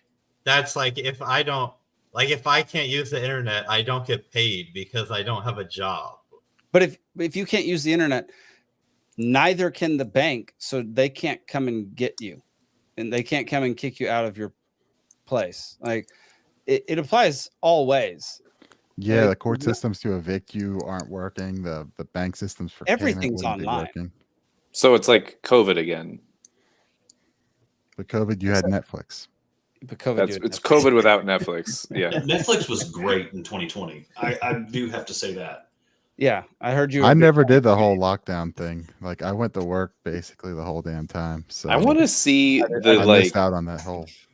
I want to see a graph of like the porn usage during COVID. I don't want to see that at all. not even a little bit do I want to see that. 200% higher. Brian says the supply chain collapses and pandemonium ensues. Yeah, you're probably right about that. There'd be nobody would be able to communicate as far as like shipping goes. Shipping and receiving, that would be food would not get places, and it would be really bad. It wouldn't be within like a day or two. It would be, I'd say, a week or two. Isn't that the thing that like in urban areas they say that, you know, if like the food supply system is shut down, then it's like within 10 or 14 days or something that people are like resorting to, I think it's cannibalism or something. Well, that's probably not true. Like, but yeah, there's a pretty cool documentary called American Blackout. So there's actually 2 of them. There's one of them at a grid down scenario, and then there's another one about the 2000 election with the pregnant Chads. They're both interesting. The hanging chads. Yeah. But if you look at the one that's about the grit down scenario, they were talking about like within 10 days you're going to have cannibalism in your metropolitan areas. That's maybe that's what I'm referencing. Because I remember 10 or 14 or something. Yeah. I saw a documentary called "I Am Legend" where he had a dog in his lap. So. A documentary. Yeah. I saw this really great documentary called The Purge. Yeah. Yeah, there you go. Now you're starting to sound like Austin Peterson if he was an anarchist. There we go. Well, speaking of dogs, let's go to our next. Let's go to our next topic. No such thing as bad dogs, only bad owners. Biden's dog has been involved in at least 24 biting incidents. It's 24 now? Secret Service. Oh my at God. least 10 of which required medical treatment. Biden's detail even had to be warned to, quote, be creative to ensure their own personal safety. You have to tape magazines around your arms like a zombie movie in the White House. Dude, it's like every time this happens, they send the dog back to Delaware, and then like a couple weeks later, they bring him back. He bites someone else. It's like this never-ending cycle. In Biden's China, dog eats you. I heard a story about this when it was like 11 or something. It was like half of this. Yeah, that's crazy. Why is that dog still around? Why is the dog still alive? If that was a civilian's dog, it would have been put down after the first bite. Well, a Secret Service agent, like, I'm walking the dog and the thing rips my leg open where I need stitches. Yeah, I'm putting it down right there on the lawn. That's Biden wearing a mask on the beach with his wife. What a freaking loser. Oh my God. What a loser. It's for all the salty air. He can't handle it. Oh my gosh. And she's not wearing a mask. Yeah, that's interesting. Go figure. You know who should be wearing a mask here? The dog. Put a muzzle on the dog. I mean, it is a Delaware beach, so you never know what you're gonna get there. I've got stories. That's fair. Syphilis. I can't it's another one of these things that's rules for thee, not for me. Mm-hmm. It's like no other dog on earth, or at least in the United States, could get away with that. Like Alden, if Alden had a dog and he bit somebody, it'd be over. The dog would be done. But if the president's dog bites 24 Secret Service agents, it just keeps going about its day. Like, how many times has Biden been bit by him, do you think? He wouldn't even know it. I don't think Biden interacts with the dog outside of press opportunities. Like, I mean, how do you have a dog running around that untrained? Well, and when he's not biting people, he's crapping on the carpet and peeing on everything. Right? Like, I mean, it's an absolute disaster. How do you not have a well-trained dog as the president of the United States? I think it's a perfect metaphor for Joe Biden's presidency. Yeah, the Manchurian candidate. The dog is there as a scapegoat for when Biden shits on the carpet, that he can just blame the dog. So he has to keep this dog around. There you go. That's actually really good. I like that. Zach has a great point. How many people has Biden bitten? And for when he starts getting feral. Yeah, exactly. That's so good. I don't know. Let's ask his granddaughter for one. Oh, sorry. I went over the top on that one. I'm okay with it, though. Yeah, it was just in the shower, so it's all right. Yeah, fair. All right. We can move on to the next one. I couldn't believe that he'd bitten 24 Secret Service agents. It's literally doubled since the last time I heard about it. That's crazy. That's crazy. Okay, so this next one, this was a runner-up for Drunkard of the Week. Anna Paulina Luna introduced a bill to force members of Congress to fight on the front line in Ukraine if they vote for the $60 billion Ukraine aid package. That's incredible. Which I think is a fantastic bill. Yes. But also a waste of time and completely stupid. I think the only reason that people bring up these kinds of bills is to point out the fact that all these people are voting on things that could end in the demise of your children. Part of me thought it was hilarious, and then part of me was like, damn it, I paid for that. You know what I mean? Like, yeah. But if she drew enough attention, she made sure you didn't pay for so much else that you didn't have to. There you go. Yeah. I mean, I think it is a worthwhile use of time. I mean, just that tweet had 1.5 million views. That's way more productive than what most congressmen are doing. It's a press opportunity, and it makes a point, just like Massey introducing a bill to end the Department of Education. It's one line. The Department of Education no longer exists. Yes. Or Grumpy is saying Massey has a bipartisan bill to audit the Federal Reserve. That would be there you go. Yeah. More reasonable. I mean, what is it? HR 25 or HB 25, the Fair Tax Act. That gets thrown in the mix every time, which would require the IRS to be dissolved and the Federal Reserve to be totally dissolved eventually. But also, you can't tell me she doesn't look like a psyop. I mean, give me a break. Oh, wow. Oh, yeah. Come on. Like, she's Probably. in full military garb. I don't know. She's a psyop. I mean, come on. Give me a break. Yeah. No, I just thought that was an interesting one. She was runner-up for Drunkard of the Week. And Zach now says he understands what Drunkard of the Week means now. Yeah, I totally missed that. Yeah. It's all good. Anybody out there who wants to submit to Drunkard of the Week, you can do it by tweeting at Peaceful C Prod on Twitter, Peaceful C Productions. The hashtag Drunkard of the Week. Drunkard of the Week. Maybe we should post that each week too. That'd be fun. Conor McGregor thinks he still fights at the professional level. Oh, Conor. Yeah, Drunkard of the Week right there, Yep. I used to love Conor, and he's been going downhill. Although he's in a new movie that's coming out. I think a Guy Ritchie movie, maybe. And he might redeem himself in my eyes. Well, there you go. But he's had about 12 too many proper 12s. Yeah, that many. To keep fighting. 100%. Yes. Yeah. All right. Next one. Some good news out of the state of West Virginia. New law in West Virginia eliminates sales tax on guns and ammo. How about that? How about that, y'all? There you go. Road trip. The reverse Hank Johnson. Road trip to West Virginia is in the works. How many guns and how much ammo are they going to sell to people out of state now? Like, it's going to be more than they were. Yeah. Anybody who lives on the border is now immediately going to go into West Virginia to buy weapons and ammo. Now, is this still subject to a value-added tax or any other kind? Like, is this one of those gotcha things where it's like, well, there's no sales tax, but yeah, there's a user fee and a registration fee and a background check fee and an out-of-state person's fee. Yeah. Out of state. I mean, I'm a less than an hour from West fee. Virginia where I'm at, so I'll head down and I'll check it out at some point. Nice. Is it? I'm so terrible with geography right now. It is below you. Okay, cool. It's below and it's west of Virginia. West. Yeah, because there's the panhandle of West Virginia that comes up. Okay. So maybe I'm too far north on that, and I'm like, if you drew a straight line, maybe it hit Ohio, but I know once you're south of Pittsburgh, like it's north of the rest of us. In West Virginia is just right there. Oh wow, yeah, interesting.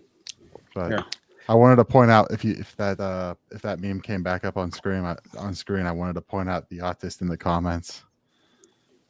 Which meme? If the meme from that came back up on screen, I wanted to point out the autist in the comments.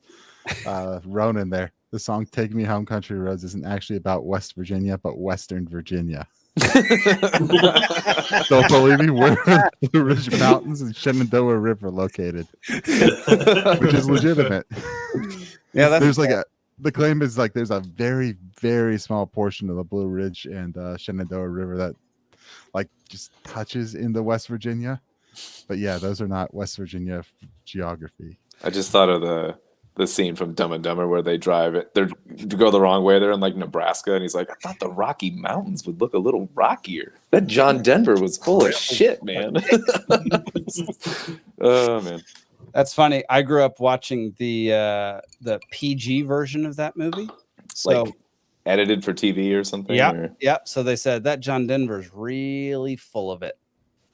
At least for that scene, they're facing away from the camera, so you can kind of get away with a dub more. But yeah. See, the best one on that of the TV editing was probably Snakes on the Plane, where they changed motherfucking snakes on a motherfucking plane to monkey fighting snakes on a Monday. Monkey fighting.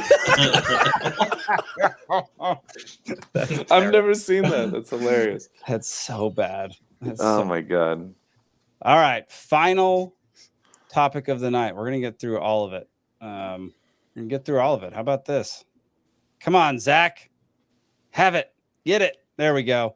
Breaking news. Mayor Adams' plan is to give illegals $10,000 each with no ID check required, no fraud control, and no restrictions. Doesn't this just mean that any person in New York could just get one of these? Or is there a reverse ID check where if you have an ID, you don't get it? But what if you just don't show your ID? Yeah. You know what I mean? Like, can you just say I don't have one? Like, just speak a different language. Yeah. There we go.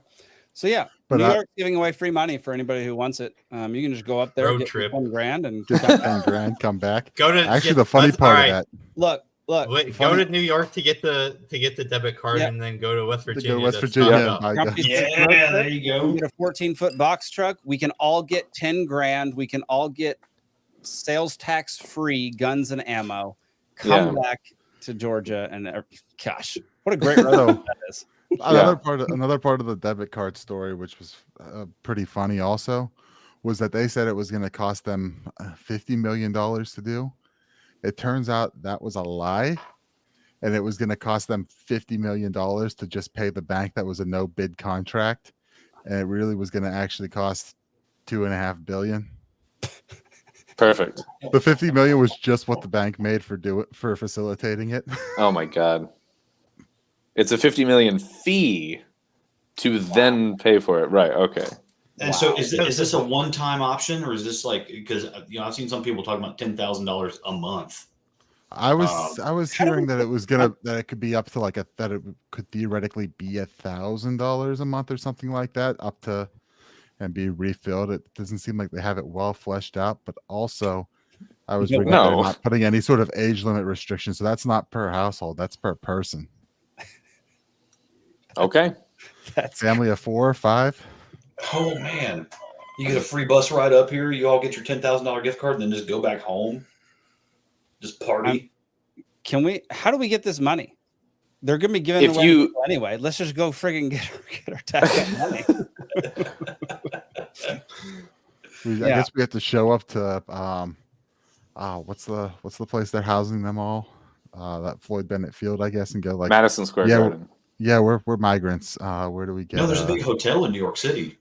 I mean, elementary schools. The Ritz-Carlton.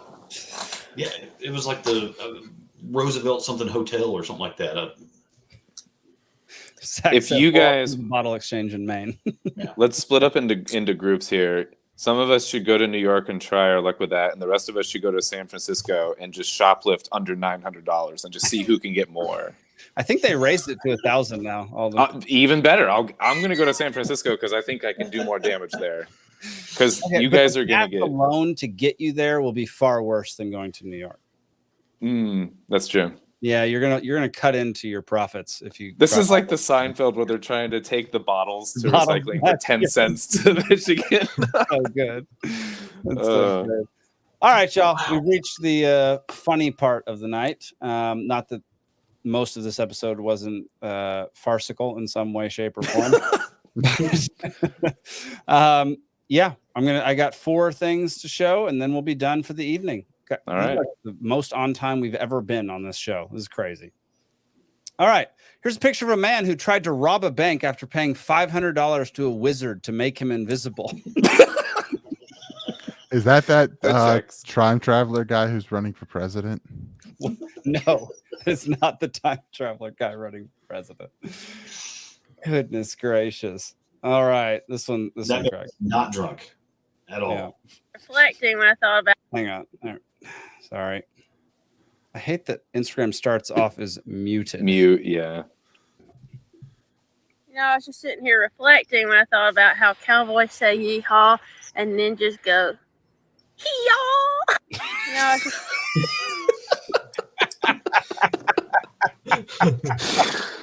Brilliant. I thought that was freaking great. Yeehaw and hee-yaw. At White House Senior Living, our residents feel right at home. Our vibrant facility offers delightful activities and outings, round-the-clock professional care, and exquisite house-made meals. Well, I've been eating everything that's put in front of me. I've been eating all Italian food, basically. And ice cream. And ice cream, chocolate chip ice cream. White House Senior Living, where residents feel like presidents. Good God. That's good. Chocolate chip ice cream. Oh my gosh. Here we go. Final one of the night. Dadgummit. Muted again. Start out is muted. F. I got to pause. There we go. Hey, Even when quick you're shout out to my refreshed. future wife who's praying that I don't find anyone before I meet her. It's working. It's working. Stop praying now. It's working. Hey, quick shout out to my Oh, nice. I thought those were great. Y'all, we made it through episode number 63, still intact, not banned. I got kicked off of a live stream on this past Sunday. Like, Oh, wow. YouTube cut me off in the middle of the live stream. Wow. Badge of What'd honor. you say? Did you say the V word? I didn't say Butthole? anything. I used legally allowable content to use, and they said I was good night, Grumpy. They said I was using copyrighted material, which I was not. I was using like news and highlights. YouTube doesn't understand fair use. Yeah, no, it was very frustrating because for like 15 minutes my stream went off of YouTube and then came back. It was bizarre. So, but we made it through YouTube tonight. I didn't get any notifications that we got kicked off, which is fantastic. I just want to get to episode 69 before we're fully shut down. That might be the one. That's the milestone. Yeah, they'll shut us down at 4 minutes and 20 seconds on episode 69. Perfect. Yeah. Thank y'all so much for tuning in. Submit your nominations for Drunkard of the Week for next week, and we'll show it on the stream. We've got a new sponsor, Rabbit Eye Wine, sponsoring our show for the next 6 months at least. And we're going to have merch very, very soon. We have some pretty fun designs coming out for shirts and hats and shot glasses and beer steins and all sorts of great stuff. Throwing axes. Anything that we can possibly break over Alden's head, we're going to do that. Can So we get a custom AR-15 made? That's a high. What about when bump stocks? we hit a certain number of subscribers, then we'll 100? start doing stuff like that. No, 1 million subs. no. We should make 1 million, more than 1,000. We should make customized every item that offends the government, like Great. that we can think of. This is great. Yeah. Fentanyl. Mhm. Yeah. Bump stocks, fentanyl. Oh, goodness gracious. Nuclear Okay. families. Great. Awesome. All right, y'all. Make sure you tune in to Free Georgia Podcast Mondays at 8 p.m. Please go over to our Rumble channel. This channel will get banned. I know we joke about it a lot, but this channel will 100%. No, I'm surprised it's before the not end like of 2024. yeah. And so starting Monday, I'm starting to talk about medical freedom on the Free Georgia Podcast quite a bit with You Are the Power. And it's just a matter of time. So go over to Rumble, make sure you're subscribed over there, because at some point we're not going to be on YouTube anymore. Or if you want to see you get pulled off in real time, go to YouTube, Yeah, you can do that for sure. Yeah. Just have Rumble as a backup at the very least. Yeah. We're also streaming live on Instagram, Twitter, Facebook, and Peaceful Sea Network. So you can go to all those places and watch us live. And then we're on every podcast platform that there is. About 30 minutes after this show ends. So there we go. Tune in Free Georgia Podcast Mondays 8 p.m. and Liberty Libations on Thursdays at 8 p.m. We'll see you next week. Peace. Cheers.